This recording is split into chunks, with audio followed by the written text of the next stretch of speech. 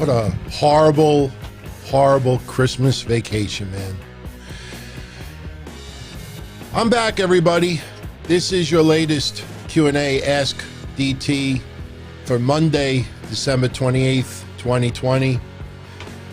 The way 2020 has basically dealt to us.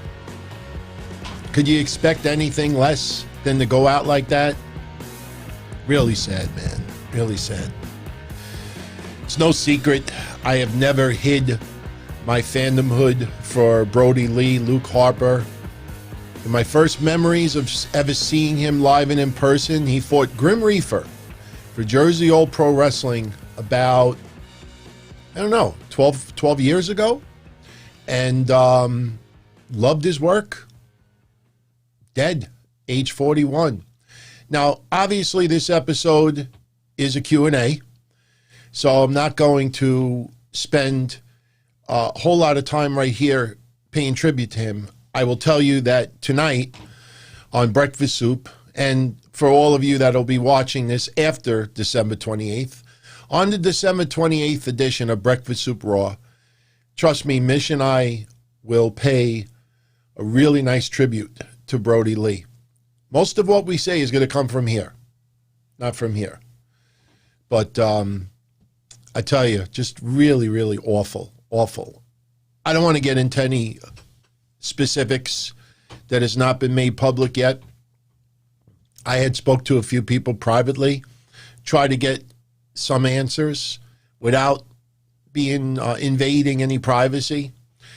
The only thing I will say right now,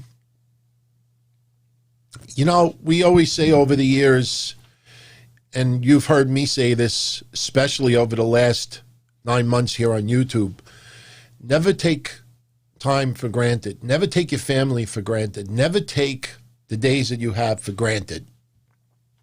Just like that, it could be taken away from you. Maybe not from you, yourself, but a loved one, a friend, a family member, and always cherish the time that you have. Because, as I've said many times, the one thing that I don't think I could ever really deal with is having one of my parents pass. And then I go to the rest of my life saying, if I only spent more time with them, if I could have said goodbye one more time, if I could have done this. That's why I spend as much time as I can with my family. And I'll also say this, without getting too deep into this right now, 41 years old is an extremely young age to pass. And I know there's some information that is out as of right now as far as what caused Brodie Lee, John Huber's passing. But I'll leave you with this for now. You know, it is so important that if something doesn't feel right with your body, and even if everything feels perfect, always keep up with your checkups.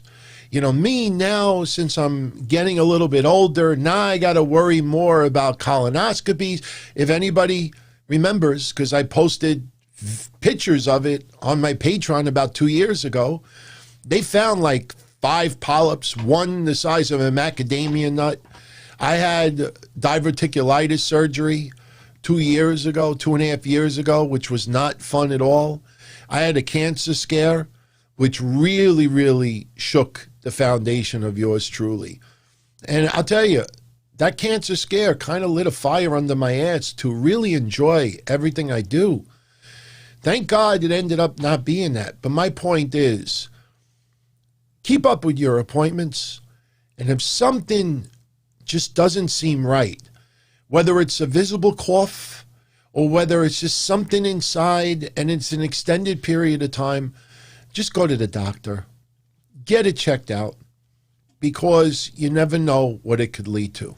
That's all I want to say right now. Now, one of the questions that came in late, right before I did this episode, Puffy89, what's up, my friend? With the untimely passing of Brodie Lee, what is my favorite Brodie Lee, Luke Harper moment? And what happens to the Dark Order from here on out? Well, as far as the Dark Order, they've been going on without Brodie Lee for a while.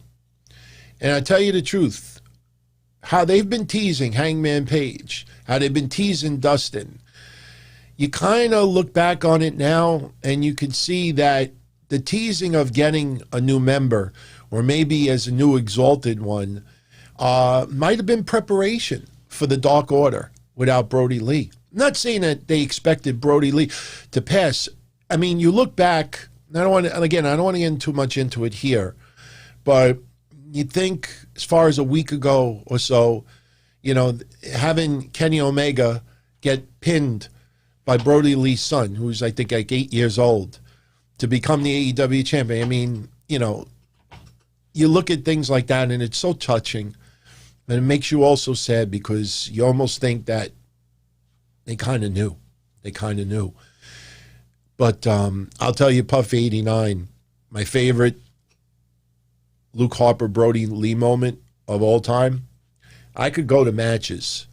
There's been some great matches over his career. I could get into some matches that he wrestled here in the Northeast that 99% of you out there have never seen. I could bring up NXT work. I could bring up Wyatt family stuff. But I'll tell you, you know, being a Brodie Lee fan, and trust me, there was no way for me to just magically get this shirt today. I've worn it proud on these shows in the past. I was always a big fan of his. I tell you, I have so many autographed Luke Harper cards inside because the Wyatt family was the shit for me. And, you know, I always collected sets and might start putting some of them up on eBay. I know it's something you're going to say right away, oh, you're profiting. No. I think whatever money comes in, send it to the family. You know, New Year's Eve, we're doing a podcast here. And, you know, I was thinking about maybe doing something related to chat. I'm not sure. You know, things like that usually leave to the pros, you know, the big boys.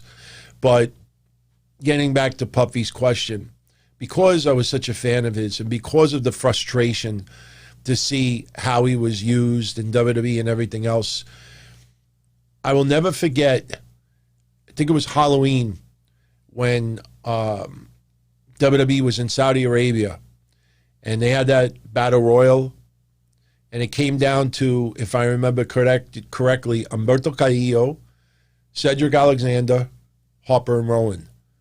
And the whole Saudi audience started chanting, "Let's go Harper. Let's go Harper." And I know that that was a moment that really, really affected him. And it was awesome, man. It was awesome. I talked about it then. I could bring up matches, but that moment, it was like, that felt good. As a big Luke Harper, Brodie Lee fan, that felt good. So, but 41 years old, rest in peace. It's no more pain. Well, pain continues to family and friends and fans. But as far as his suffering and what he was going through, and you know what's so terrible about it?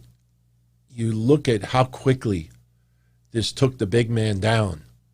And if that could happen to him, it could happen to any one of us. So, sorry to be a little down about it, but I'd rather be just realistic and straight up and honest.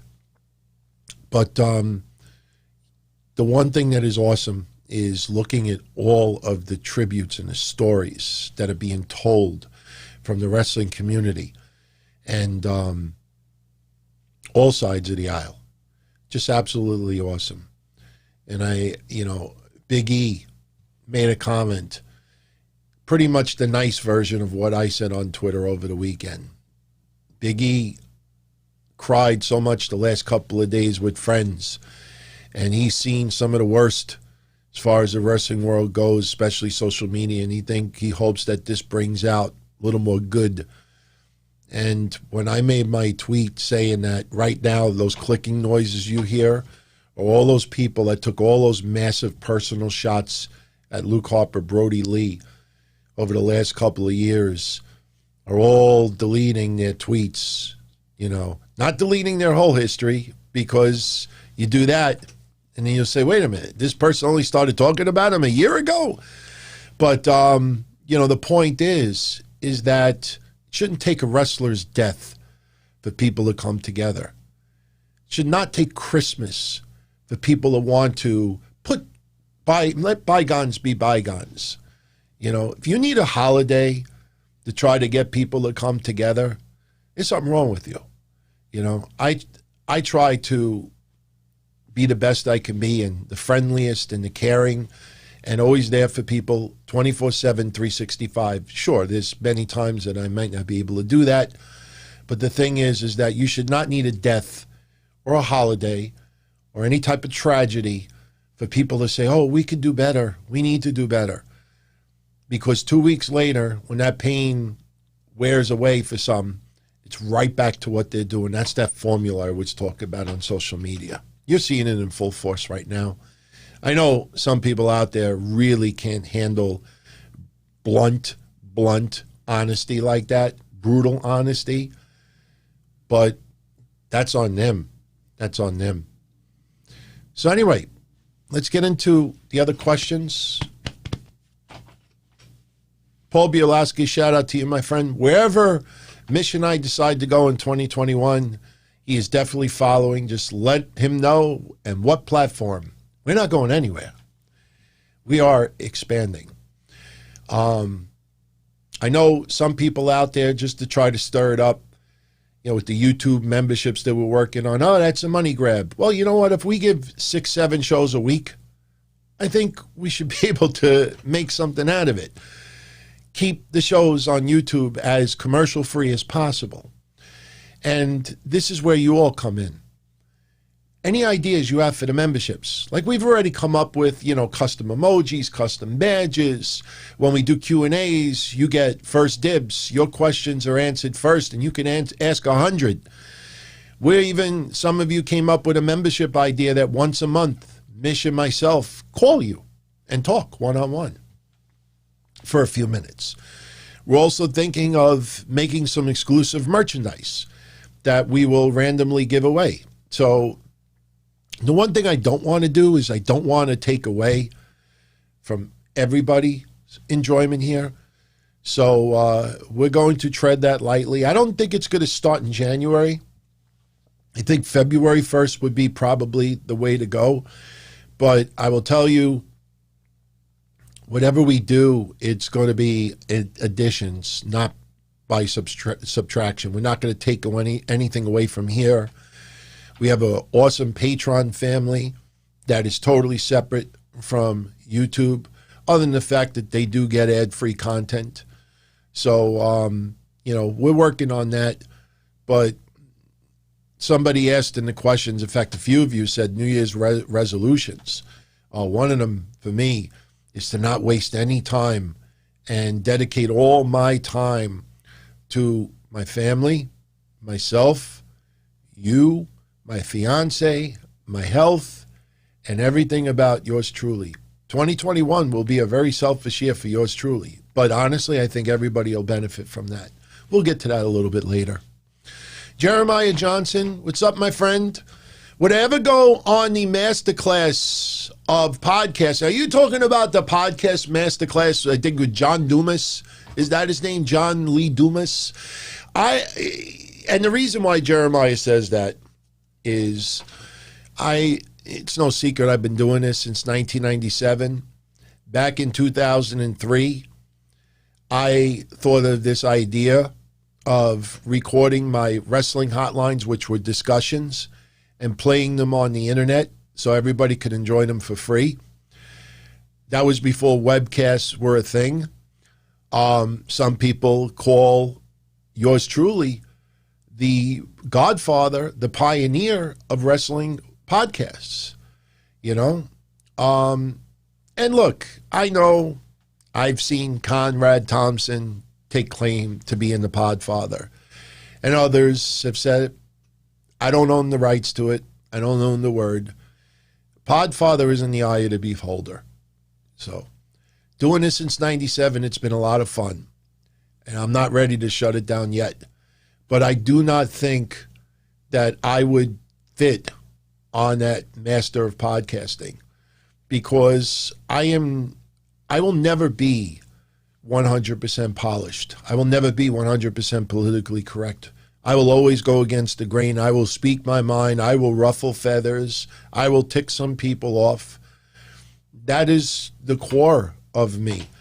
And because of that, I don't think, I could give that type of real professional advice. My advice is simple.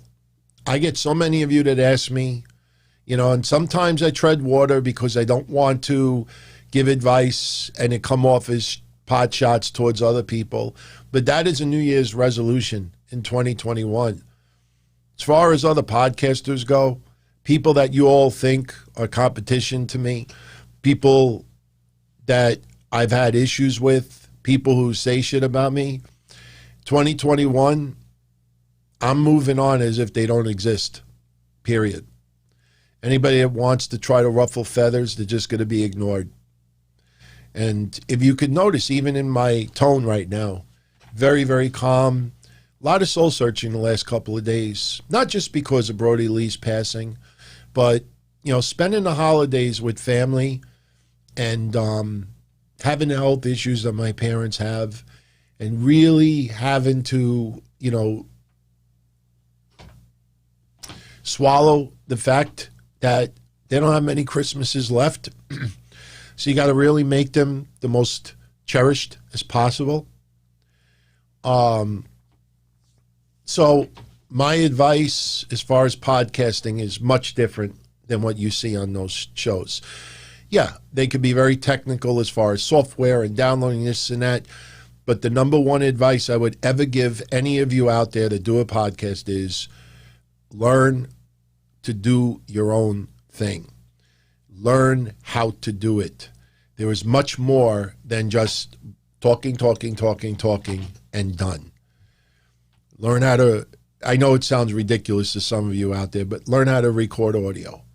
I mean, in 1993, when the internet first came around, how many of you out there would record like wrestling themes off to the computer with the WAV file, use Goldwave, Audacity, and, even when we had hacks to Real Media and Real Player, I mean, you got to learn to do your own stuff.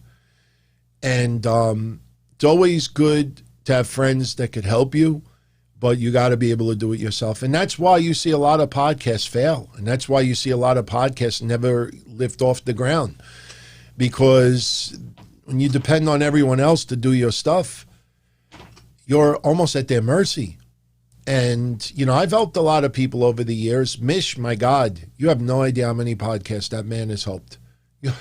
If that guy ever decided to let you all know, read a resume, you'd be like, holy shit, he was involved in that? Holy shit, yeah.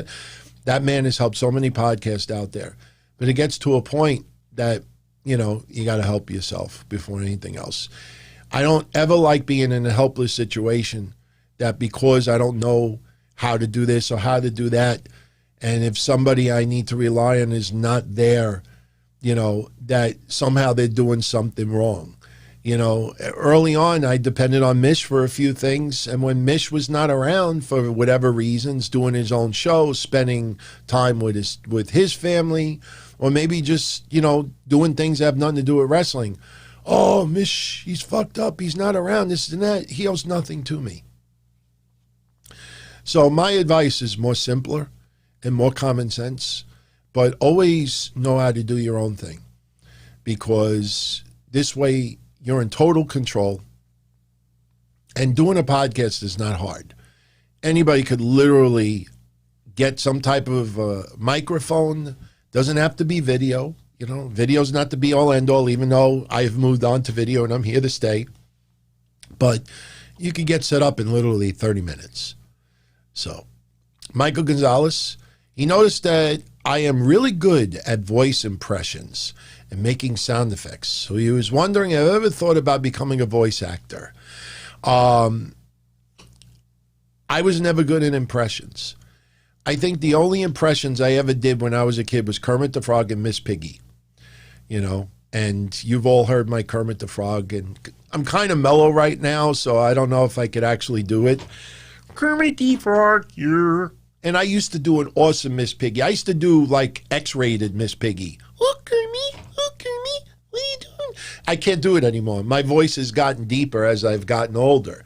But I used to do mostly Muppets. But then just doing little impersonations here and there. And when I used to work for a Jewish deli, you know, I was the only Italian ever to work in a famous Jewish deli here in New York called Ben's Best. Recently shut down about a year or two ago because of all the crappy changes to our state. People couldn't park anymore by his establishment to go in and eat. There was no parking. And from the beginning to the end, I was the only Italian ever to work there. And you'd have people come in, and if you've ever seen Coming to America, I think the sequel is coming out in 2021. And when one of them imitates like a Jewish guy in a hair salon, and I used to get people who would come in and like, give me filter fish. You know, like I used to be able to do a funny like Jewish accent. There's no malice involved. It's not racist. Just impersonations. But, you know, in 2021, you got to be a lot more careful. But no, I never thought about being a voice actor. I've had 2 opportunities in the past to be an extra on, on shows. One was The Sopranos and one was some movie. I don't even know what. The funny thing is, if anybody's ever been on Patreon or ever been on my personal Facebook page, you've seen the 45 minutes of footage when Robert De Niro filmed scenes of The Good Shepherd, that movie that came out like 10, 15 years ago. Robert De Niro used for like the production equipment and this and that. And literally, I got to put a couple of seconds of it on YouTube so you all could see it. I'm literally sitting on my stoop, and Robert De Niro is about 8 feet in front of me with a producer's chair sitting on our driveway. And that was awesome. That was awesome. But there was at one point that there was rumblings that we could have possibly been an extra in that as well.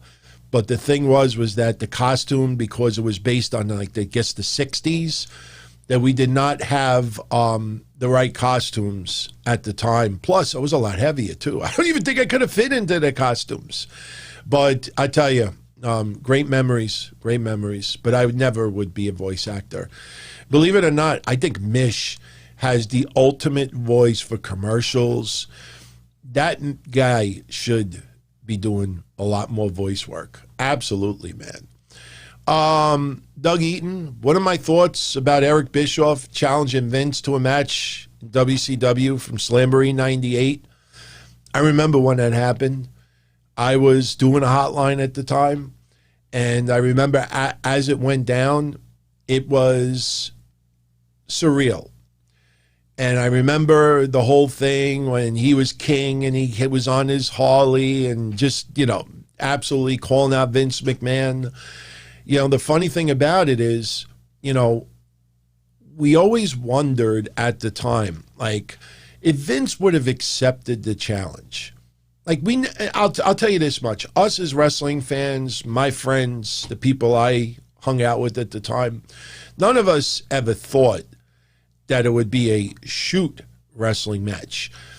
We did think that Vince McMahon was so pissed off at Eric Bischoff for all the trolling and the spoilers of matches and this and that maybe Vince would have just really legitimately laid one in on Eric Bischoff. But Eric Bischoff knows martial arts, and I think Eric Bischoff probably would have beat the crap out of Vince McMahon.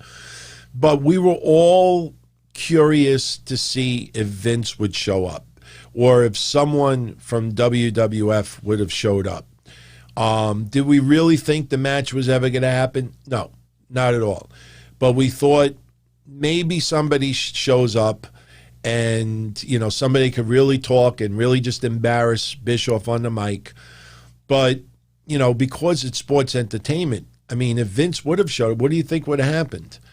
I think there would have just been a lot of yelling, and they probably would have had to pull apart, for real. They probably would have had some security legitimately in there, and that's all that would have happened. But I loved that Bischoff was trolling Vince. Believe it or not, even though I say that Tony Khan is making mistakes throwing darts at NXT, poking the bear, there's a little side of me that absolutely enjoys it, because WWE, any wrestling promotion is competition to WWE. And you poke that bear, it forces WWE's hand. I think us as wrestling fans in the end will benefit because of whatever. I personally enjoyed it in 1998. Enjoyed it very much. Shout out to Mohsin Ahmed from the UK. Much love, my friend. Thank you for the support. I appreciate that very much. Happy holidays and Happy New Year. Danny, to November 18th. What do I think about some companies asking for 3 months' notice to resign from a job? Look, if I worked for companies in the past that I was fired, and I couldn't even say goodbye to people. They'd have security escort me out the building. Oh, can I get my things? No, we'll send it to you in a box. Or leave it at the front and your dad could pick it up or something like that. So if a company is asking for 3 months' notice to resign from a job, first of all, I don't think anybody would ever be forced to give 3 months' notice. But because we're in COVID and because of the special circumstances and because hiring someone to replace a person might be a lot more difficult, especially if they have to work from home, especially if they don't have, I could see where some companies would say, look, could you give us a little more time while we find someone else and train them and see who could fit in? Remember, this is something so important I think a lot of people forget. You've heard me in the past talk about people on social media that won't show you their face. They'll either show you baby pictures that are 20, 30 years old, or cartoon characters as their profiles. And no matter how nice they type or how nice they sound or whatever it is, you truly don't know anything about that person. You only know what you perceive that person to be, or maybe what you want that person to be. You go for a job. You get on a job interview, having a face-to-face conversation and how you come off, not just the way you look, the way you present yourself, the way you talk, the way this, the way that, that's all very critical in a job interview, the do's and don'ts. So now you're doing job interviews from Zooms.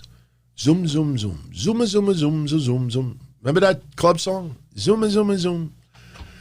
All I want to do is a zoom, zoom, zoom, and a boom, boom. Just shake your butt. All I want to do is a zoom, zoom, zoom, and a boom, boom.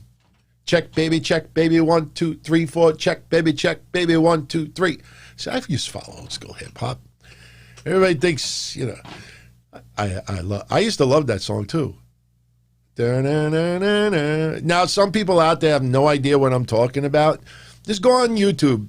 And it's funny, when you don't know the name of a song, you just type like a couple of words from the song and it pops up anyway. Just type it on YouTube. All I want to do is a zoom, zoom, zoom, and a boom, boom.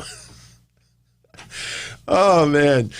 Somebody actually said to me that they would pay for me to just read like rap lyrics just in my normal voice. Like this real, like all I want to do is a zoom, zoom, zoom, and a boom, boom. Just shake your butt. I think Tony Schiavone did that not too long ago. But I would never do that for the simple reason that I can imagine people bringing up some rap songs with some really harsh lyrics and a lot of expletives with some N-words involved, and you never ever hear those words come out of my mouth. But getting back to the whole company thing, so now because you're doing interviews through a computer, it is much, much different. So look, if a company asks for a little bit extra time, if you're really unhappy with a company, no, you give you 2 weeks notice or whatever the agreement is when you got hired, and that's it. Tough on them. But if you could stay the extra time and they're paying you for it and they're not giving you hell on the way out, I would do it. And I wouldn't make any more demands. There's some people out there that are very cutthroat. You want me to stay 3 more months? Then give me another $5 an hour. Be like, you know what? Instead of 3 months, 3 hours. Bye-bye. Yoshiki Takaya. What's up, my brother? Happy holidays. Thank you very much for the support. I appreciate it. Thank you. Ryan M., where do I get this crazy work ethic from? Now, I feel bad for patrons sometimes when I get questions like that because I've told this. One thing about Patreon, I don't compare Patreon to YouTube. One might be apples, one might be bananas. They might both be fruit, but they're two totally different pieces of fruit. One thing that happens on Patreon more than anything else is we get very, very raw and very real and very personal. You get it a little bit here, but over there, it's a very intimate atmosphere. There's only a couple hundred people that are on there, and there's no outsiders, viewing anything. And they truly dictate as far as what is discussed on the shows. So a lot of the really deep convo I brought up there in the past. But as far as my work ethic, it's my father. It's easily my father. That white privilege stuff pisses me off because a lot of people don't know what it's like to grow up and have your father work 16, 18-hour days. No joke. Three different jobs just so we can have a roof over our head, just so we can eat, just so we can have a good education. And I've brought this up many times in the past. There was probably about an 8-year stretch that it was like clockwork. It was a regular schedule every day. I'd wake up at like 7 o'clock in the morning. My father's already gone at work. I go to school. I come home 3, 4, 5 o'clock, whatever it is. I eat dinner, get my stuff ready. About 7:30, 8 o'clock at night, my father comes home. And usually the table is only set for him because we've already eaten. And he would eat like his bowl of squash or a bowl of escarole and maybe something else. 5 minutes at the table. We'd say hello to him and everything, and it'd be like, oh, I'm tired. I'm going to go take a bath. And he would go right up into his bedroom, take a bath, and go to sleep for 4 hours. That was his life for about 8 years. But so his work ethic was filthy, as far as, how deep it was. But I always tell this quick story, very quick. This really subconsciously changed how I handle things. I was in my early 20s, and I'll never forget it. It was a summer day. I was in my 20s, and my father was working in front of our house. I don't know if he was redoing our fence, brick fence or whatever, but he was doing some big-time labor work. I came home, must have been early afternoon. I remember it being scorching hot outside. I parked the car, and I walked past my father. I said, hey, Dad. I walked into the house, plopped my ass on the couch, and watched TV. I must have been there for maybe 2-3 hours, and my mom filled up this giant pitcher of ice water and brought it outside for my dad, and my dad was walking back and forth, lifting all his heavy cement and stuff like that, and I just sat on my ass and watched TV. And by the time, it hit me like maybe he needs help. And I went outside. He's like, no, I'm okay. And I remember him having sweat balls dripping from his nose. That's how much this man was sweating. And I actually told my father that story about 2-3 years ago. And he almost started crying. And I told him, I said, Dad, there's a story I always wanted to apologize for that I never got to apologize to you. And he said, what is it? And I told him the story. I said, you remember about 25 years ago, 30 years ago? I came home on a Saturday or something, and you were working on the fence, and I sat and watched TV while you were killing yourself outside, and I never asked you for help until you were pretty much done. I said, that always stuck with me. And I said that it always gave me guilt that I didn't work my ass off as much as my father.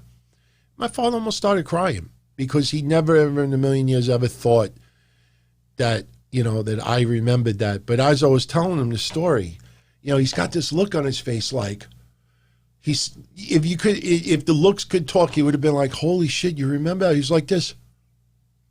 And you could see his eyes welling up. So I get the worth ethic from my father. I have a little depression as well. I don't like the pain that I still live with because of my car accident. I don't like the fact that, what's going on with my family's health. COVID has screwed up a whole year where I should have been close to being married by now. So I have a little bit of depression, nowhere on the level of others. So I find keeping myself busy and making people smile and laugh and get their mind off their problems make me feel good as well. So there's a lot of reasons why I do it. Plus, it's very, very enjoyable and satisfactory to look at something that you created or you built with your own two hands. You could buy it. You could have people do it for you. You could have it handed to you. But there's nothing like doing something with your own two hands, even with shows, maybe two proverbial hands. And when the product is finished and you know that you put in all of that extra time and didn't just talk and that's it, that's a cool feeling to have. And that's why, like I say, people always try to compare me to other shows out there. There's some people on YouTube, all they have are video shows. 75 to 80% of I don't like saying fans, my family that tune into these shows, which is all of you, 75 to 80% still only access audio only, which is fine. I've accepted that. Not everybody, wants to be on YouTube, and I understand the reasons why. It makes total sense. So when they compare me to shows that all they have is video, I find it very unfair. But, the thing is, I take pride knowing that since 1997, when somebody clicks on a Don Tony show, whether I'm doing it with other people or by myself, they're not expecting guests. There's a lot of podcasts out there that get a lot of viewers and listeners based on who they have on. They always have a special guest, always have a famous person, always have a favorite, and you never know how many people are tuning in for the actual host or because of the guest that they're on. So the fact that so many of you tune in and know that what you see is what you get, that is humbling, especially after all these years. That's humbling. I don't know if anybody else out there has been doing this longer than me. It's in the wrestling world. Meltzer has done shows for a very long. I don't know if he's done it as consistent as me since 97. It's humbling to have all of you out there still supporting. And, like people always try to say to me, even people that have blue check marks and people that you see on TV, they say to me like, look, haters are going to hate. When you're doing something right, they're going to come out. You got to just block it. Block the noise. Public Enemy, then there, bring the noise. This is Block the Noise. Wrestle Kingdom predictions. I don't know, man. I haven't paid much attention. I know that there was some spoilers that came out a couple of days ago that New Japan is very pissed off about. Of course they're going to be pissed off. As far as favorite current Japanese wrestler, I always loved Okada. It seems like Juice Robinson is getting a lot of momentum, and I give that guy credit because I remember a couple of years ago where he was and where he is now, and it's very impressive to see, his development. I will tell you with the utmost honesty that when you still had the Bullet Club with Gallows and Anderson and ultimately AJ Styles and the Young Bucks and Kenny Omega and, obviously the Japanese contingent as well, that was my favorite time of enjoying New Japan. But, I'm going to take a look and maybe on Wednesday, if not Wednesday, then maybe Friday, I'll get into, because look, Wrestle Kingdom is coming up very, very soon. So we'll see how Wednesday is. I tell you, because it's going to be the day before New Year's Eve, we should be able to blow through the shows a little bit faster. That'll give me some extra time to talk Wrestle Kingdom. So probably Wednesday I'll get into it. And remember, New Year's Eve, it looks like we will be doing a show. As of right now, I am hosting it, but I already talked to Mish. Mish said that he'd like to stop by for a little while. So right now I have Shaheen Nuclear Graphics making up 2 templates for me. One with just 1 video signal, which would be me. Then I have another template with 2 video signals. This way, if Mish wants to come on, or maybe another podcaster that has video wants to come on for a little while, all I got to do is just send them a link to click on and pipe them right in. So, but it's not 100% yet, but I'd say it's about 96% definite that I will be here New Year's Eve. Looks like from 10 p.m. to 1 a.m. Eastern to rein in the new year and just chat about whatever. And then we'll build on that on Thursdays. Thursdays will be, just regular Q&A, talk about whatever. It could be wrestling, non-wrestling. That's one thing that so many of you in YouTube have been asking me for. DT, you got to do a show that is just regular talk, like sitting on the couch, sitting at a table, just blabbing about whatever. Life, sports, shows, whatever. And obviously those who tune in will be the ones to dictate where the conversations go. So we're looking to do that every Thursday. I don't know what the set time will be. I'd like for it to be earlier so we could finish at a reasonable time, because it's not fun going to sleep at 2, 3 o'clock in the morning and having to get up at 6, especially multiple days during the week. At my age, it starts to affect you. I could tell you that Christmas Day, the day after Christmas and yesterday, all 3 days I woke up between 11 a.m. and 12 noon. So that tells you, when you got to get up at 6, then maybe I need to be going to sleep 5 hours earlier, which would screw up shows. So I'll keep everybody updated. We'll get it set up. You're on my undercard. He feels like my outlook on everything from wrestling, politics to COVID has become a lot more positive, and it's translated in how I review wrestling. It seems to be a lot more positive than a few years ago. What would say, for me, has made me more positive as the years go by? And if you could only have one question, ignore this. No, I answered 2. What would I say is the main thing NXT is missing and that AEW is not? I've said this before. NXT is too organized. NXT, and I understand that they got to showcase some wrestlers, even if they're not connecting. But NXT is more set on the future and not worried about the present. They'll throw, and I don't like naming individuals, but they'll throw Jake Atlas and Isaiah Swerve Scott out there right before the New Year's, right before this, and it's like nobody's really into that right now. Or they'll keep throwing Leon Ruff out there. Or they'll keep throwing this person out there. They'll keep throwing that. And you say to yourself, it just feels like there's no urgency. That's why I try to block a lot of that noise. So NXT needs to showcase more of the people that bring them to the table. I mean, I understand what you're saying. Well, they just worked last week. They worked the pay-per-view. They worked this. Yeah. But they're also not working all these crazy-ass house shows. So their schedule is still a lot lighter than before. Some people should be, portrayed on TV every single week. And the difference that NXT does is they don't emphasize a lot of the storylines. Like AEW make a storyline feel extremely important, then not do anything for 2 or 3 weeks. That's a mistake. NXT, it's almost the opposite. NXT, you'll have some storylines, and they like to do these injury angles as an excuse to keep someone off TV for a couple of weeks. Now, as far as the positive, look, social media is the reason.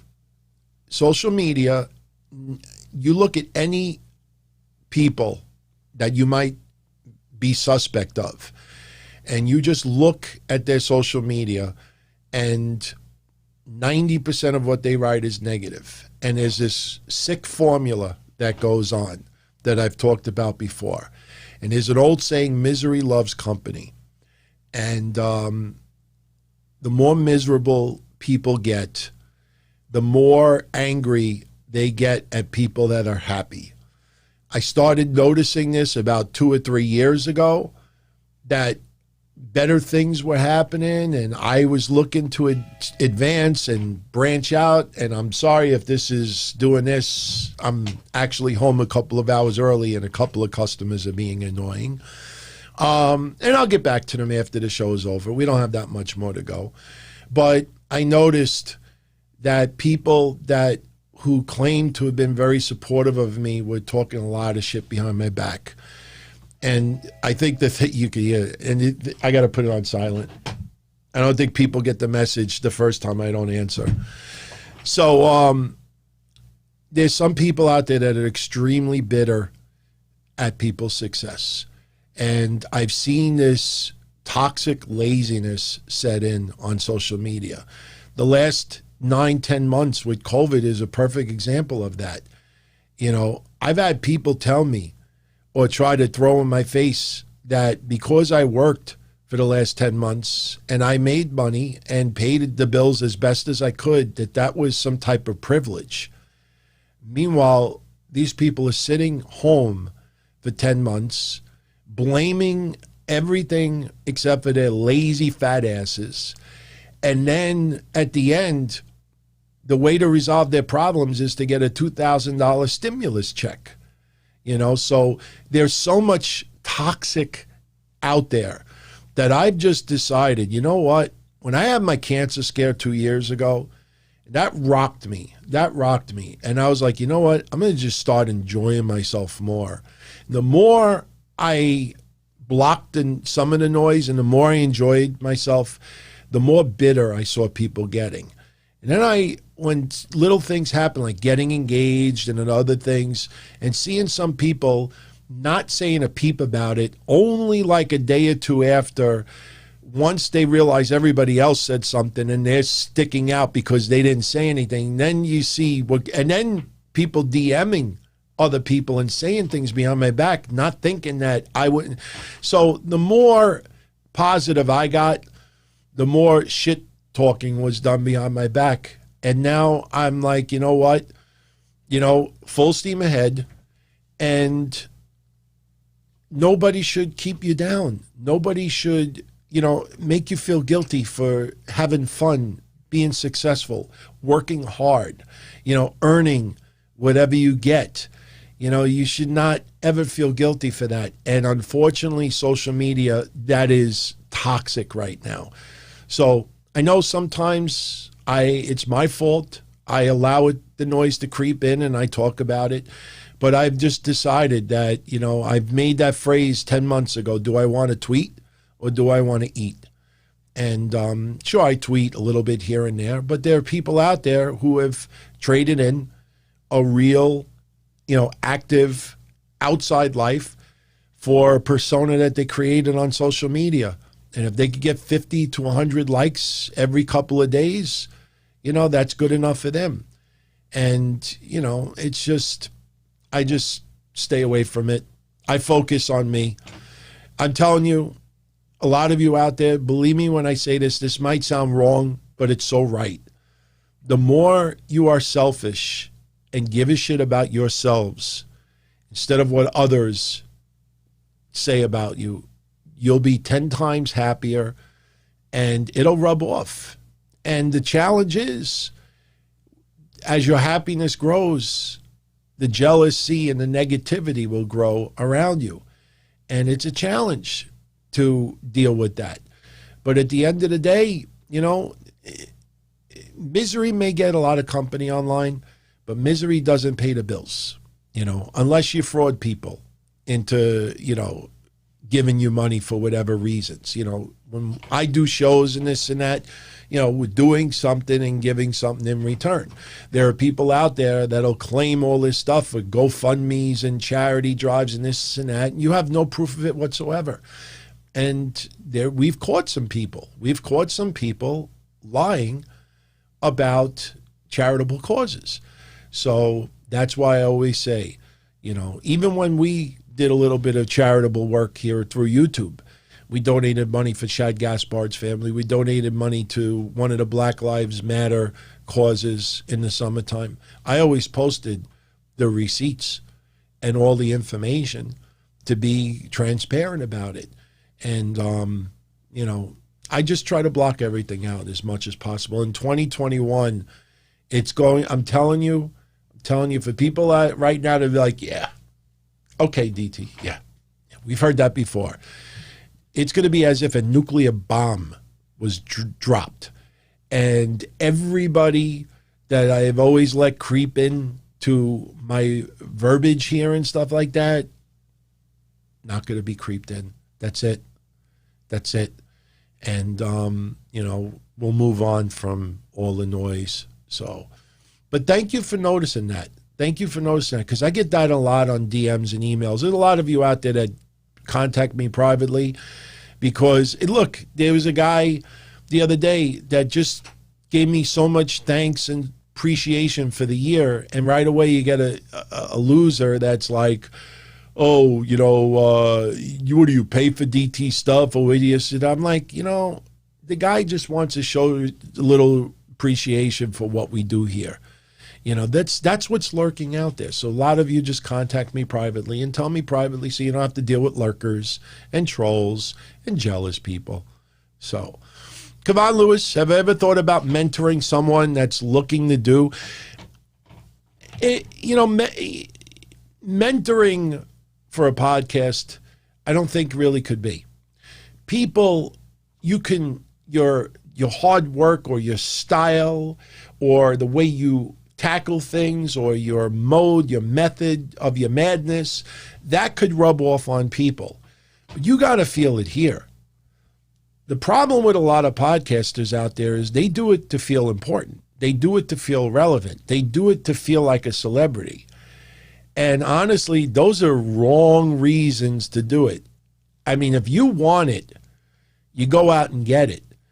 And unfortunately, there's a lot of people that want it, that want the status, that want the fame, that want all that attention, but won't work for it.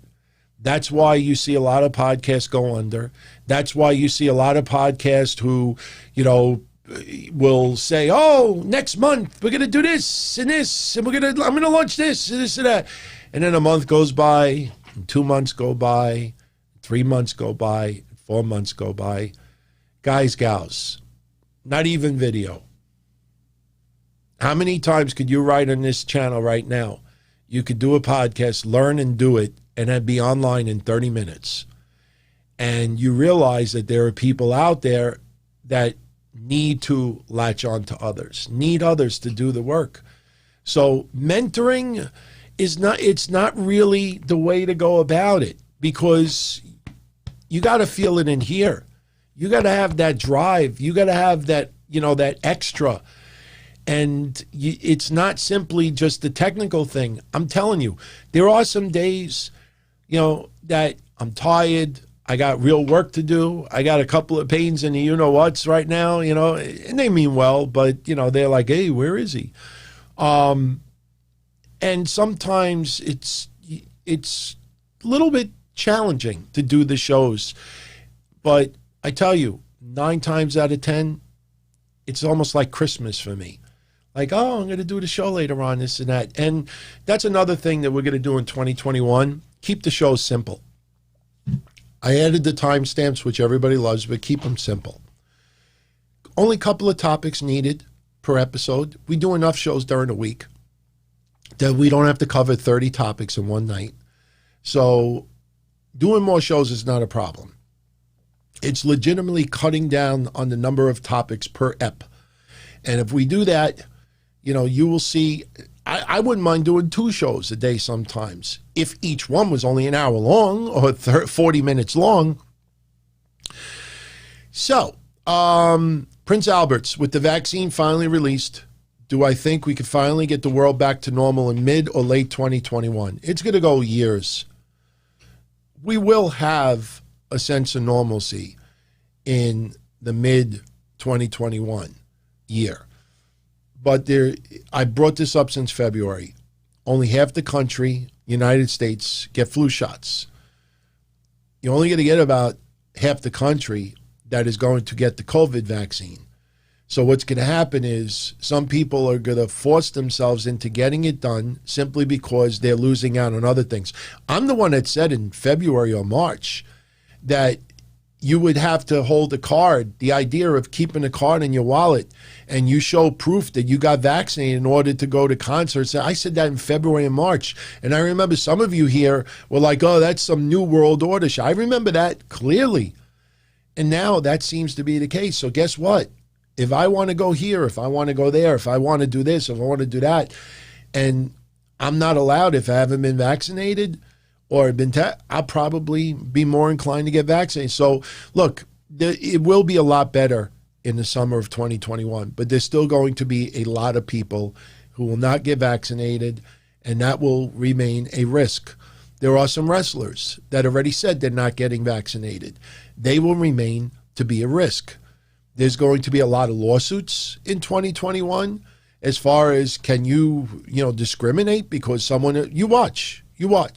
So we will have some back to normal by the summer of 2021, but it's going to take a couple of years to have it eradicated, couple of years at minimum. And there's going to be some countries that there's going to be corruption.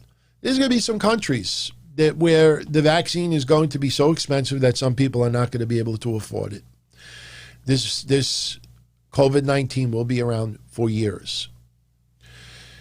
Big Armada, 88. Any plans for kids with my fiance in the future? Too personal. No, because I think I'm a little too old right now to have kids. I know some of you would say that's ridiculous, but my best friend, Joey, that I grew up with, I've told this story before. His parents didn't have him until they were in their 50s, like 55. And I think even his mom was like 58. And yeah, I know you do the math. You're like, how did she have him? She did. She had him at 57 or 58. She died at 71. He was like 13 years old. And his father lived longer, but by the time he got married, his father, what I'll never forget of my friend Joey is he felt like he was living with his grandparents. Never had that bond because they were so much older. And, I could only imagine having a kid and they become a teenager and they go out, you with your grandfather? Plus, it's so much responsibility, and I'm not going to lie to you. I know this sounds cold, but I don't know if I want kids living in the world we live in right now. I really don't know. It's going to take a generation for things to turn around. There's a lot of good people out there, but there's so much going on. I don't know if I would want to bring children into this world. Just me being totally honest. So hopefully that answered your question. George Ford, what's more relevant, the storyline or the talent who delivers it? Probably the storyline. And the reason why I say that is because if someone is uber talented, you don't care about the storyline as much. You look at some wrestlers that are your favorites who have had Hall of Fame careers, and you will find some god-awful storylines that they were involved in, and you get past it because of who they are. So it's more important for a good storyline, because a really good storyline, notice how some of the greatest storylines we've ever had only seem to consist of main eventers. There's been some storylines over the years that was spectacular, that was for the lower card tier, but for the most part, some of the greatest, overwhelmingly greatest storylines that we've ever gone through in our lifetime usually involved upper tier wrestlers. So that's why I say storylines are probably more important, because a good storyline, could help someone go to the next level. And it's challenging as well. You get put in an awesome storyline and you're on the lower card, that forces you to up your game, to back it up. And some people have gone to the next level because of, look at The Rock with the Nation of Domination. Rocky Maivia. I mean, that's the extreme example, but the Nation of Domination was controversial, but it was an awesome storyline. It elevated everybody that was in it. Even PG-13 for a short period of time felt a little bit more important than what they were in the WWF at the time. Tyree Jones, what's one feud that we never got to see that I would have loved to have seen? His is The Rock and Shawn Michaels. I tell you, even though it's more of a technical side, I would have loved to have seen babyface Kurt Angle versus 97 Bret Hart before the screw job. I think that would have been phenomenal. Not necessarily like the feud he had with the Patriot, but I think Kurt Angle, Bret Hart would have been phenomenal. I would have really enjoyed to see that. There's others over the years, but that one comes to mind always. And, you know, it could have happened within a couple of years. Could have very well happened. If Goldberg never had that unfortunate incident with Bret Hart, we could have had that happen possibly in the WWF. Obviously, the Owen Hart tragedy was, you know, devastating, and that kept Bret away. So maybe those two circumstances, if those could have been avoided, we could have probably seen that feud. Gary Vaughn, breakfast is a big to-do at his house New Year's morning. What's my favorite breakfast before keto and what it is now? Believe it or not, dude, I'm not lying. There's only one item that is difference between my favorite breakfast before my keto diet that I'm on now and after. Because keto, you could have meats, you could have eggs, you could have bacon, sausage. Obviously, I don't get any that are, you know, cured with sugar. But bacon and eggs, bacon, sausage and eggs, nice omelet with onions, you know, maybe a little avocado in there. So I enjoy that. Actually, no, I take that back. There's two items that I would add. So as far as breakfast, eggs, sausage, bacon, before and after is the same. The only difference is before, nice toasted bagel with loads of butter and home fries. Those are the two things I miss tremendously. Now, I have some form of bagel that's made with like almond flour and other stuff, but it's not the same. It's not the same. But that's what I miss. So the core breakfast is the same, but now I can't have my hash browns and my bagels. I've been thinking about having one, even though I'll probably deal with a couple of headaches for a day or two, but then I should be right back to where I was before. FC 775, what were my initial thoughts of the going to Hollywood? I guess you mean of The Rock going to Hollywood. Did I turn on The Rock? Did I ever think we'd even see a wrestler like The Rock?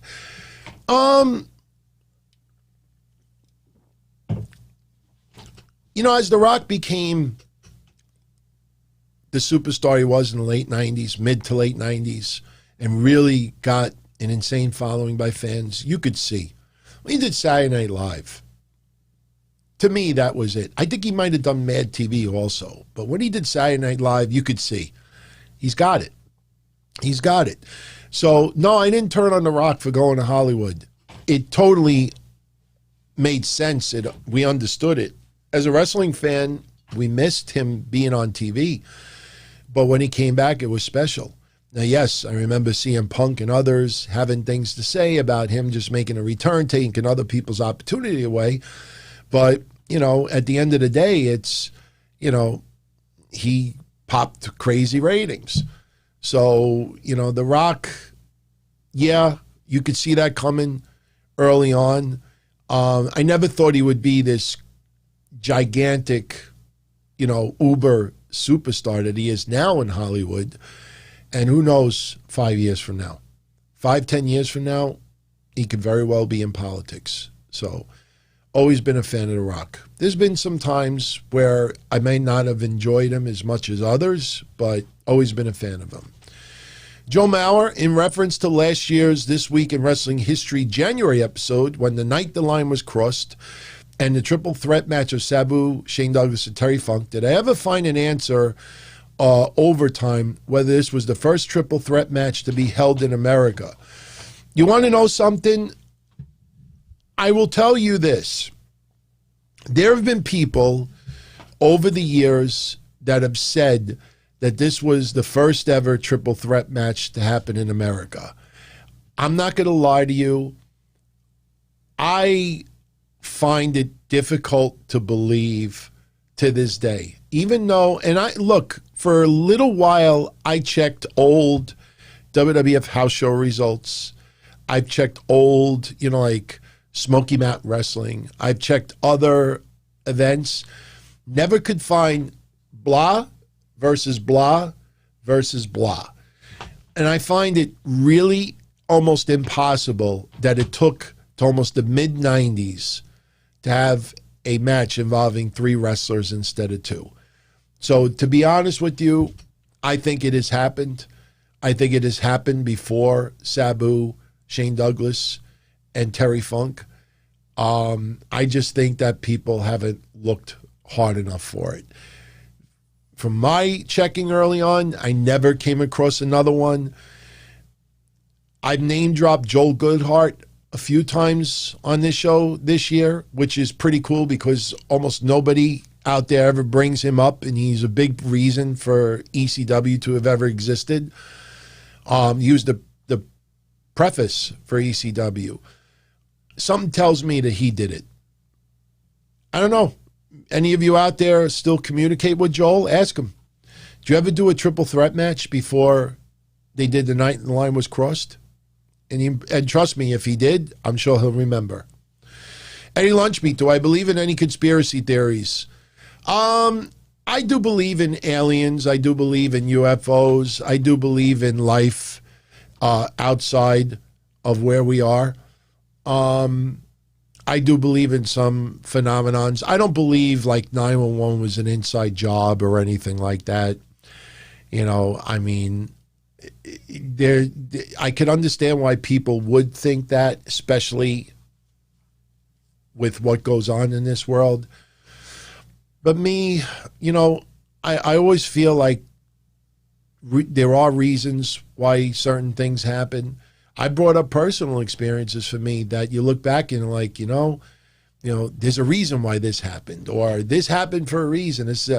But as far as conspiracy theories, I try to stay away from them. Some of my favorite classic rock bands, Nick O'Brien. Oh my God, I used to love Quiet Riot, Led Zeppelin, Pink Floyd, Yes.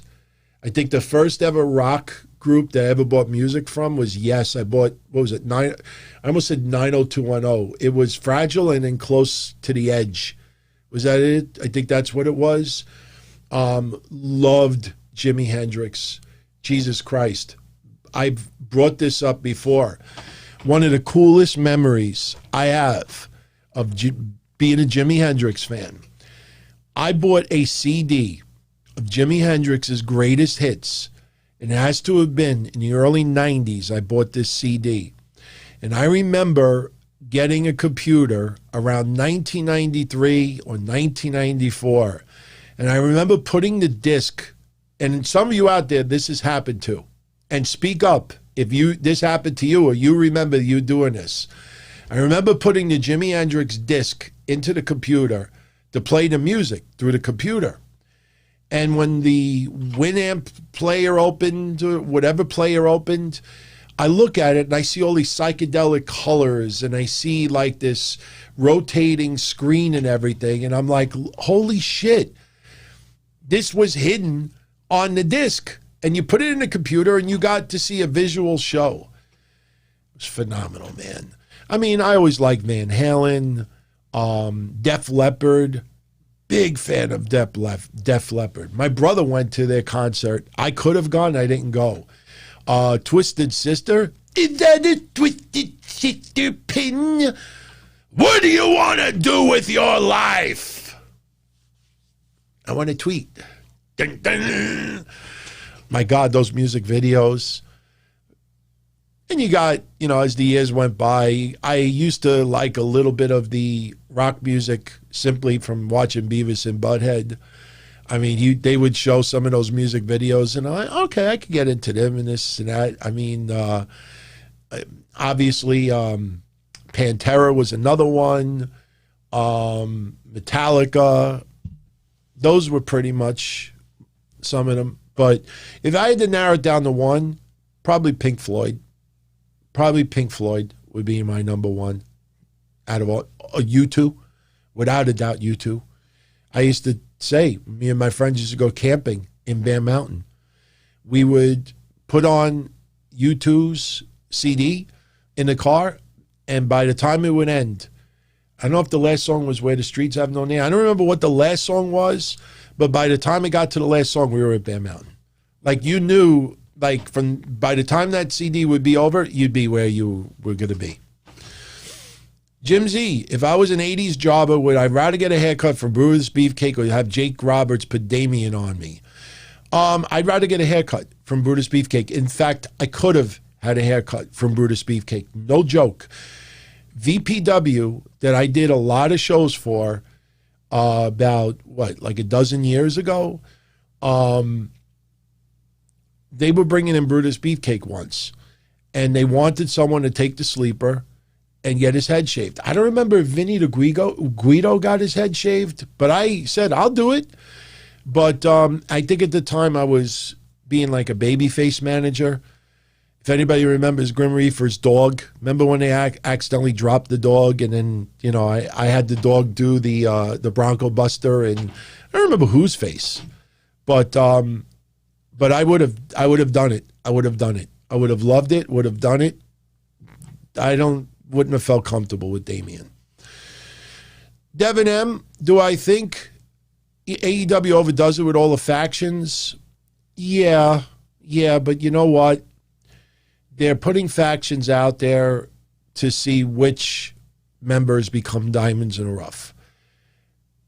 Because they're new and because they got WWE, obviously, is the big machine. You know, they don't have the time to build maybe like another promotion would. And you don't have the caliber of big name talent just sitting out there or people defecting. So doing the factions allow some people to stand out, and ultimately they'll break out on their own. Jody Moncrief, why do people in New York City keep voting for people who raise taxes and now during COVID want to put them out of work? I don't know. All I know is that I love these people online who try to Monday morning quarterback and say that.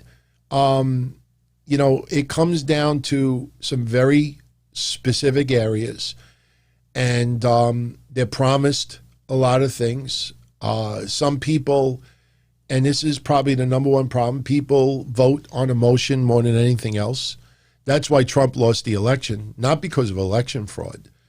I mean, you might think it's a form of fraud, but Trump lost the election because of all the mail-in ballots.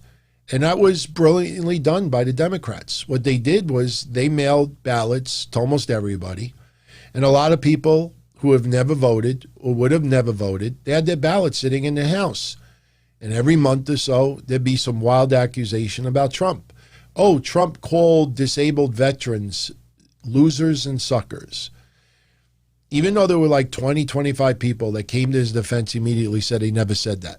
And because he said he never said that, Biden originally said, oh, if he said that, I'd punch him in the face. And Trump said, I didn't say that. So instead of just leaving it at that, Biden then went on campaigns and acted like Trump said it. So what happened? You had a lot of people who said, you know what? Making fun of disabled veterans is over the top. Boom. You know what? I wasn't going to vote, but now I'm going to mark it and send it in. The Proud Boys thing, I don't think Trump had a clue who those people were. Trump is a billionaire. Trump is shielded from most of the world. So his cabinet are the ones at fault for not educating him about these racist groups. When they threw that out there, you know, a lot of people were like, oh, man, fuck this guy. Every month there'd be something else. And sooner or later, that ballot sitting on people's dressers by the millions and millions and millions, you know what? the hell with this guy. Just get him out. And that's what happened. That's how they won the election. So, you know, you make it seem really, really desperate out there, and then you try to give a little bit, and then you feel like, oh, they fought for me, and then they vote for people.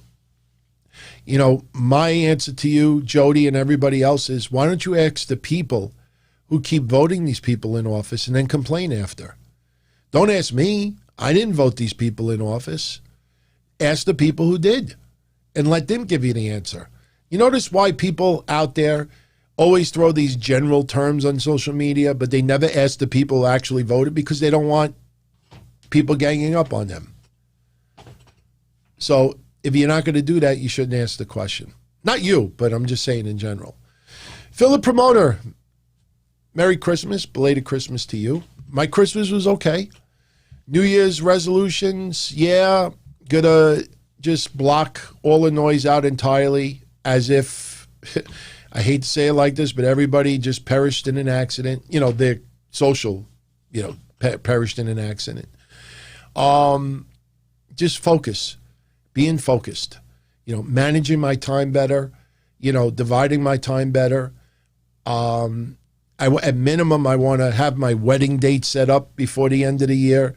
You know, I got to, this year, very, very selfish. I am worrying about me, my family, my friends, you know, my fiance, but me. Not doing work for others anymore. I'm not wasting all my, put it this way, there's always someone out there that needs someone's help. And if I can help someone, I'm there for them. No question. But when someone needs help and then you realize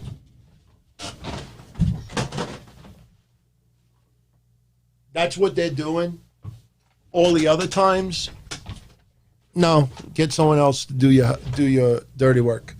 And I'm just saying, just in general, because I get people that ask me to help them with this. You know, could you help me with this? Could you set this up for me? Could you help me? And look, I know what some of you are thinking. It's not any one person. I get, you know, DMs, I get tweets. I get, hey, could you steer me in this direction? Or could you look at this and tell me what I could do here and this and that? And then I'm like, well, did you try this? No. Did you try this? No. And again, I don't want to specific anyone, but I'll give you one. Last week.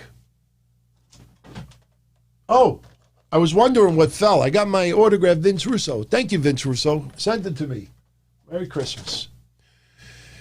Last week, I said I was going away for Christmas. Wasn't going to be around for 3 days. Wasn't doing shows, wasn't doing nothing. So I was not able to record a Patreon show on Thursdays. It's not my responsibility anymore. So someone else recorded the show. And, you know, I was around for a short period of time, Christmas Eve, and I ended up DMing the person. I said, look, upload the episode to a server and then send me the link. Email me the link. For 4 days, I got nothing. And I had people saying to me, where's the show? Where's the show? Where's the show? I don't know. I didn't get anything. Then I found out that this particular podcaster thought that they could send 100 megabyte attachment in an email. Just think about that for a minute. And I'm like, wait a minute. I gave you a link to upload it to this server and then email me the link so I could take it from the server. And instead, the quick way out, no, I'll just email the attachment. There is no email service so what happens? I didn't get the show for 4 days. And I'm supposed to fix that person's taking shortcuts, you know. So my point is that, you know, this is when I say when people need to really do their own thing, you know, that should be podcast 101 with stuff like that. But look, in defense of people out there, that does happen. But that's why you learn this stuff, you know. So, you know, my New Year's resolution is to be extremely selfish and focused. Because I know if I'm selfish and focused, I will get all my work done. I will enjoy myself tremendously. I will put out as good of a product as I could possibly put out. And I will be very happy with spending the time with my family and friends. You know, I think some people out there think that if I'm not doing a show and it's not 8 to 4, 8 to 5, where I'm in the office, that I'm just sitting on the computer just waiting to do things. No, I'm trying to spend time with my family, time with my fiance, doing this, doing that, doing this. I'm busy, but a good busy. So Prince Albert's, after the world has recovered and everyone has finished their investigation of the virus, how do we think the rest of the world will react towards China? I expect China to be given a bill. I don't know how you do it, but I expect them to be paying tremendously. And it's going to be fascinating to see how China reacts to it. I want to see if China turns around and, raises their prices for everything that they export to the United States. There's going to be a mess on the way. A mess. But I expect China to get hit with a bill. In fact, I wouldn't be surprised to see some gigantic lawsuits filed against China. Lawsuits. I'm talking class action lawsuits featuring hundreds, if not millions of people. I'm telling you, watch. King Bling Blah. Bling Blah. Have I ever had people come up to me on the outside of wrestling events and I'm fans of, like at a store on the street? Yes. Yes, absolutely. The one that I always tell, because it's the oddest one of them all, I was fishing about maybe 12 years ago. No, maybe a little longer, about 15 years ago. No, about 12 years ago. Yeah, because this was after the Don Tony character was created and everything. About 12 years ago, I was fishing about an hour away from my house. Me and my friends were going to Lake Ronkonkoma. And there was a Sports Authority. That's the name of a sports store out there. And we stopped at Sports Authority to get some like fishing lines, some lures, some other things. And we were in Sports Authority and we were by the fishing section. And I was talking to one of my friends. My friend went to the counter and asked the guy, could you recommend this or recommend that? And meanwhile, my other friends were looking at stuff too. So as I'm talking to my friend, the guy behind the counter is like, I know you from somewhere. And me, I didn't think at the time, I did managing work for VPWs, for Wrestling Federation, which is not that far away, but it's not in the vicinity. So I didn't think it had anything to do with wrestling. I was like, no, I don't live around here. And he's like, no, but I know you from somewhere. I never even thought of the shows. And then maybe about 2-3 minutes later, I just hear someone yell out, Don Tony! That's where you're Don Tony. You're Don Tony, right? I'm like, yeah, that's me. And he's like, holy shit. I've had 2 or 3 people over the years that I'll be at, I actually went to a funeral about 3-4 years ago. And while I was at the funeral, someone introduced me to someone else and said, oh, he does this wrestling show. Yeah, I know he is. That's Don Tony. Another guy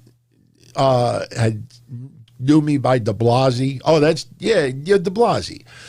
So, it's cool. I mean, there's been other incidents as well, but the Sports Authority one was the weirdest one because I was so far away from the house and never expected that. But that was pretty cool. In fact, I'll tell you another one. And this was cool because if any of you out there still talk to EC Negro, the Dirty Rotten Scoundrels, he will tell you that this is 100% legit. When I first met my fiance 8.5 years ago, we went to the Outback Steakhouse or some restaurant in the Queen Center Mall. And we were waiting to go in, we were waiting for us to be called.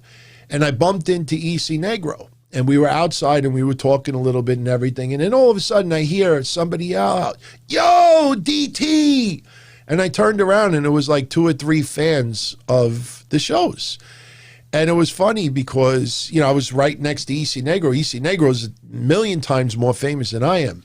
And then when they realized it was EC Negro, they didn't recognize him because they always saw him in his character, in his outfits. Me, they never really see me other than pictures because I was doing audio. So that was fun as well. Fun. That's always fun. Love that. Happy holidays to Space Mountain. Woo! Pick my favorite. Flo from Progressive. Jake from State Farm. By the way, it's a different Jake now. Dennis Haysbert from Allstate, or J.K. Simmons from Farmers. Dennis, he's the one that, he's got the, like the Band-Aids on him and he keeps crashing his car. Yeah, that's Dennis. I like Dennis. Seriously. How Dennis drives is how I used to drive. Dennis is crazy, man. I'm not a fan of Flo from Progressive, and I used to write with Progressive. Never liked Flo. Jake from State Farm, like I said, they changed him over the years. It's not the original Jake. And J.K. Simmons from Farmers, I think he's older, right? He's the one that always diagnoses like the claims and stuff like that. And which type of heterosexual porn genre am I not attracted to the most? What type of heterosexual porn genre? I don't even know what you mean by heterosexual porn genres. Me, it's simple. Attractive girl, gets pounded, or, you got to elaborate a little bit further. Now, the good thing is we're going to start doing Q&As a little bit more often. I don't know if we could do it every 7 days. That's kind of cutting it close, but maybe every 10 days. So you get 3 each month instead of 2. Some people are telling us to incorporate it into memberships a little bit. Maybe we'll do something that with the memberships, your questions are answered for. We haven't decided anything yet. Like I said, we don't want to take away anything from anyone here that's not doing a membership. We don't want to force anybody to have to, pay for something. But elaborate. I will answer on the next one. I will give you my honest, straight up answer. Better breakdancing movie, Beat Street or Breakin' 2? Woo. Probably Beat Street. I like the original Breakin'. There's no stopping us, no stopping. I hated that song after a while. That song, when it first came out, was pretty cool. It was very uplifting to people. Then you heard it every 30 minutes on the radio, and I disliked it like this.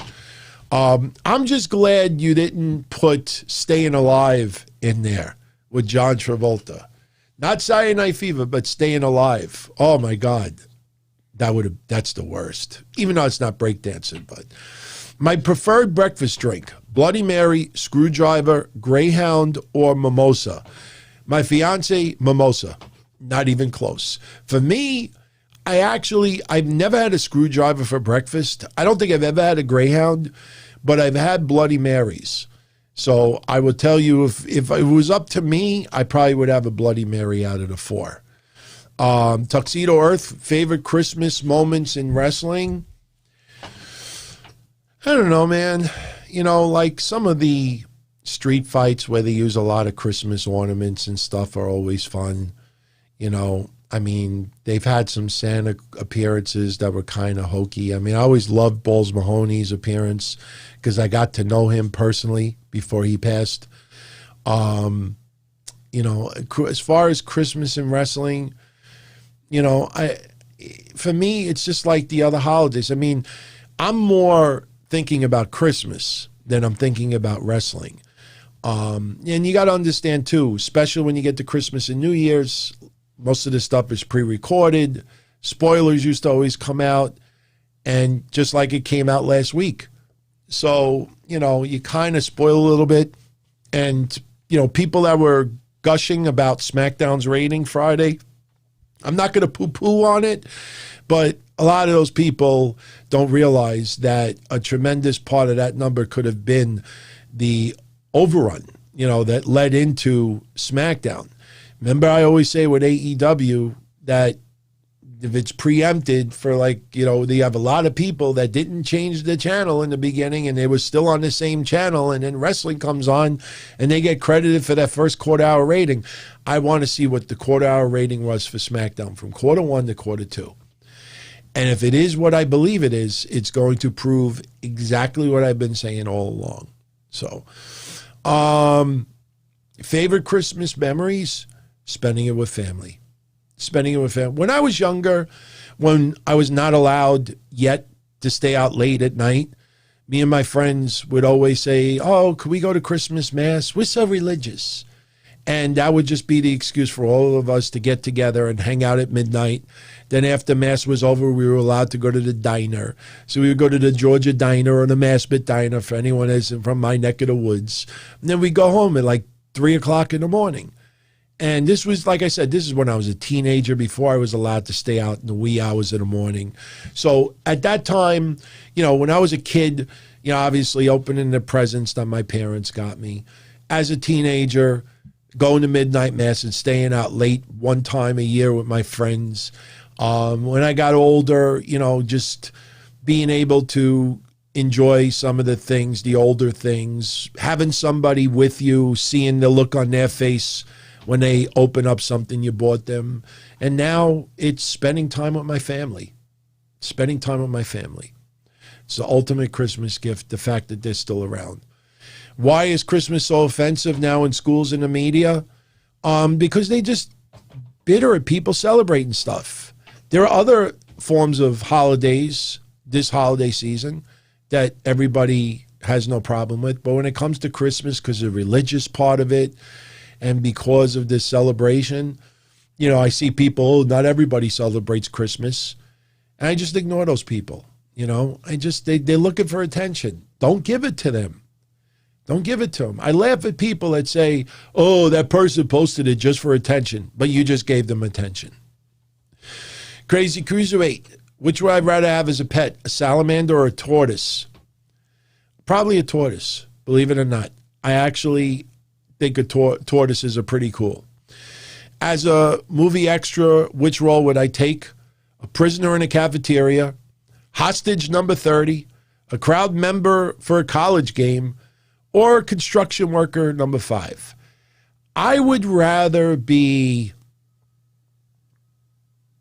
a prisoner in a cafeteria, because in a college game, I don't think I would stand out all that much. As construction worker, you know, I'd have to wear flannel or half-cut shirts. I'd look like a goof.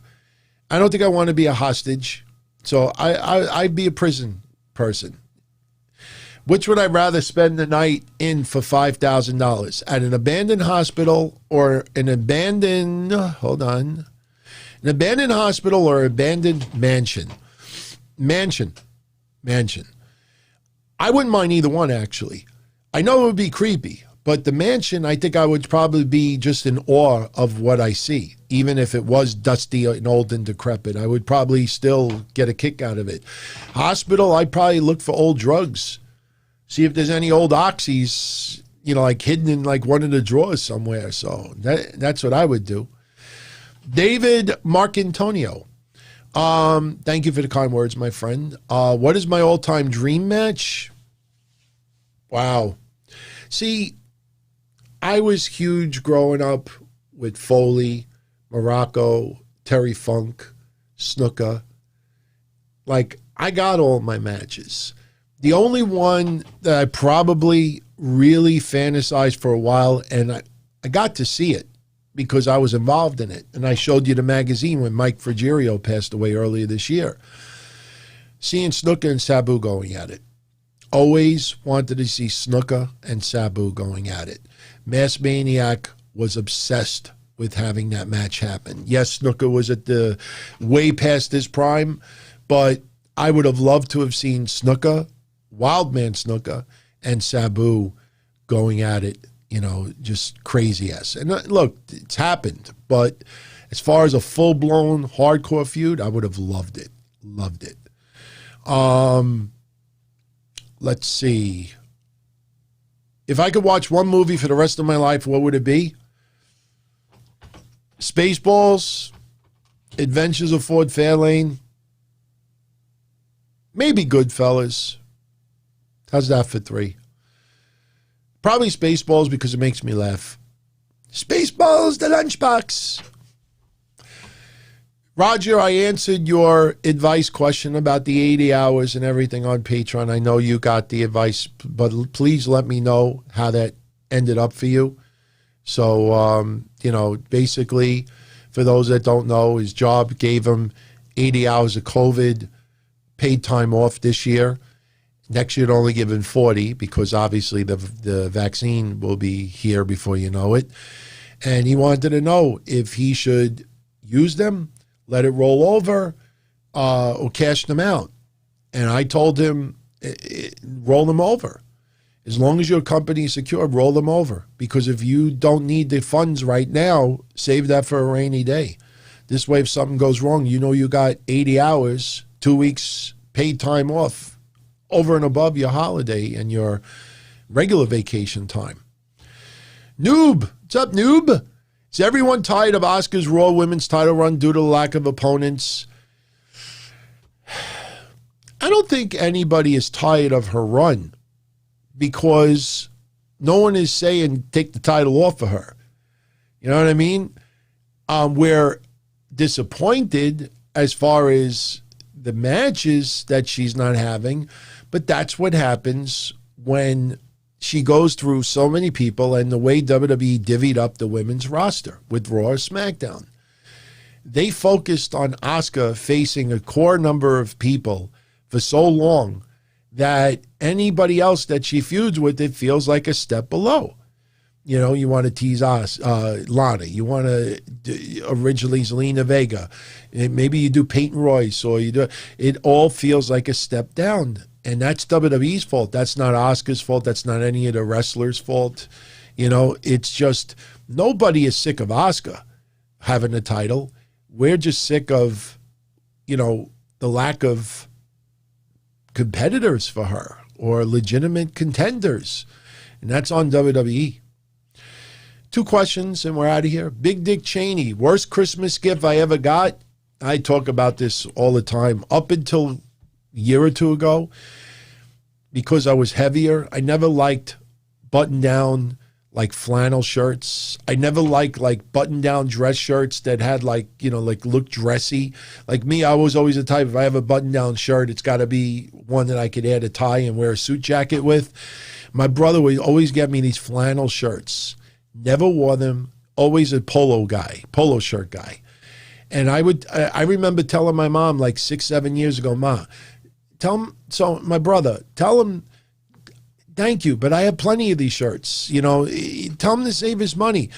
And, you know, it's not like he was gifting them to me because we were 2 totally different sizes. I was a double XL and he was an L. So I don't think anybody, you know, mistaken him for a double XL every single year. But then after I said that, it's almost like he doubled it. And I would open the present up and I'd give my mom a look in the corner like, you know, like, come on, again? So, you know, Nick, I love you, but those shirts were awful. He stopped the last 2 years. And the funny thing is now because I dropped some weight, I don't mind wearing them. I actually wore 2 of them over the last couple of months. So, favorite holiday wrestling match, you know, look, like I said before, the holiday themed matches, I don't particularly, you know, they're okay with a little Halloween theme, but if you really force me to pick one match, I always loved Holiday Hell 1995 ECW Cactus Jack versus Sabu. If you don't know what I'm talking about, just go online and watch it. Holiday Hell 1995 Cactus Jack versus Sabu. I was there live and in person, laughed my ass off, had a ball watching it, and I'm pretty sure it was Holiday Hell 95 because I went to these events, so kind of remember that's what it was. And Paul Bielowski, his wife is Italian, and making a sauce is like religion.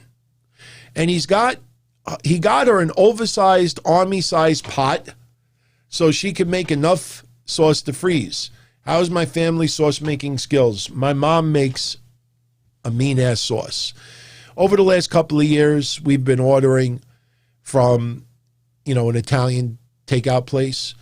My mom cooking, it's really, you know, like difficult on her because of her health. So we order, but my mom makes a mean sauce. And what I would do is my mom makes an awesome lasagna, awesome spaghetti and meat sauce, awesome, you know, pizza, with just garlic, olive oil, and anchovies on it. Don't ask me why I like it, but it's pretty good. And what I would always do is around the holidays, I would always ask her to make a little bit more. And what I would do is I would vacuum pack it and throw it in the freezer. And then 6-8 months later, I'd whip it out of the freezer, microwave it, eat it, and it would taste as if exactly like it did on the holiday. So there are certain types of food that my mom would make that I would vacuum freeze and just save it for a day that I really wanted to spoil myself. And that's when I would whip it out. But I do that with my diet right now because I am allowed some sauce to a certain extent. In fact, I think tonight for dinner, I'm going to have pasta made out of lupin flour, and I'm going to have that with some spicy marinara sauce. So I do make a little sauce on my own without sugar, and then I'll put them in little, like, they're like mason jars, but only this big. I fill them up with like 4 ounces of sauce, and then I freeze them. This way, whenever I want to have a sauce, whip one out of the freezer, let it defrost, or throw it in the microwave and let it defrost, and then just add a little pasta to it and eat it. So anyway, with that said, everyone, I am out of here. Now, if you notice, I didn't put up a thread to leave questions for the next episode because the next couple of days, I'm going to talk to Mish. We're going to figure out how we're going to do this. The next one, I think it's going to feature both of us. We'll spicing it up a little bit. But I will definitely post something on the channel within the next week, and I will let you know when we're going to do the next Q&A and, you know, date and everything. We'll give you an opportunity to send questions, obviously. And, you know, I will get confirmation about New Year's Eve. As of right now, it's on. It's on. I will be here New Year's Eve, just hanging out with all of you, talking about whatever, and we'll see where that goes. So this week's going to be a fun week. You got Breakfast Soup Raw tonight with Mish and myself. Tomorrow we got Patreon. Tomorrow it's going to be Mish, myself, and Kevin Castle. Wednesday is Wednesday Night Don-O-Mite. Thursday will be New Year's Eve. Friday will be the Don Tony Show after Smackdown. And then, you know, we'll see about doing one during the weekend as well. So, and like I said, Thursdays will probably be a regular thing going forward. So we'll figure it out. But I thank you, as always, for the support. Post your feedback here. I am always mingling with you on YouTube. And let me know what you thought of the episode. So, all right, manageable 1 hour and 44 minutes. I'll take it.